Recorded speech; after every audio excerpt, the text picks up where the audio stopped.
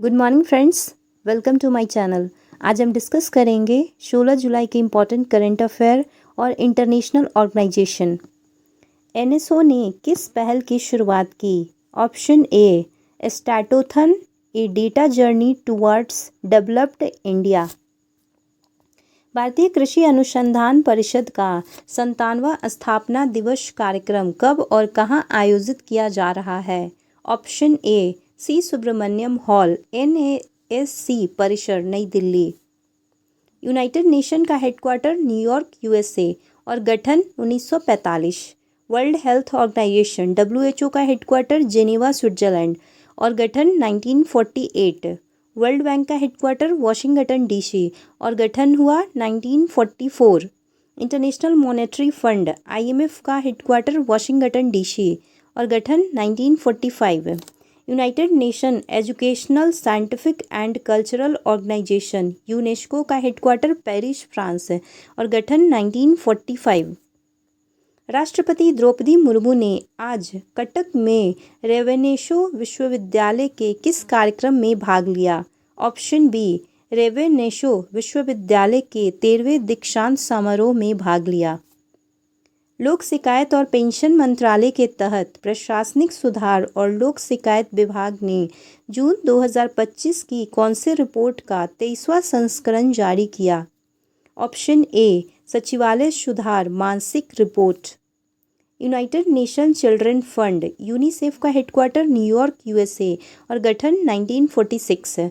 World trade organisation WTO का headquarter Geneva, Switzerland और गठन 1995।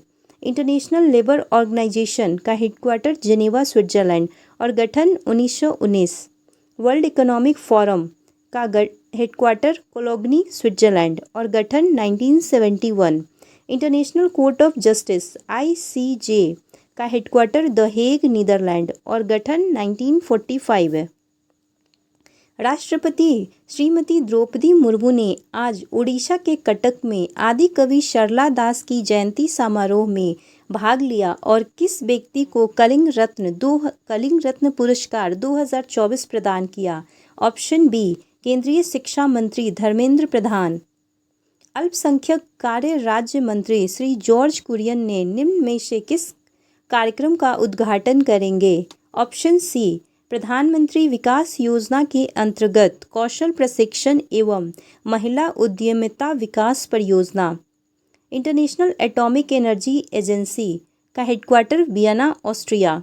Organisation of petroleum exporting country OPEC का headquarter Vienna, Austria. International organisation for migration headquarter Geneva, Switzerland. International telecommunication union का headquarter Geneva, Switzerland.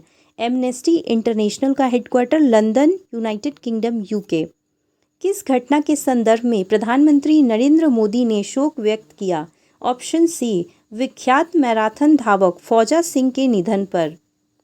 आत्मनिर्भर भारत पहल के तहत DRDO और एम्स बीबीनगर ने कौन सी स्वदेशी उच्च गुणवत्ता और कम लागत वाला उपकरण विकसित किया और अनावरण किया? Option B make in India carbon fibre कृत्रिम पैर। ग्रीन पीस का headquarter Amsterdam, Netherlands. Asia Pacific economic corporation का headquarter Singapore. South Asia association for regional corporation SAARC का हेडक्वार्टर काठमांडू, नेपाल।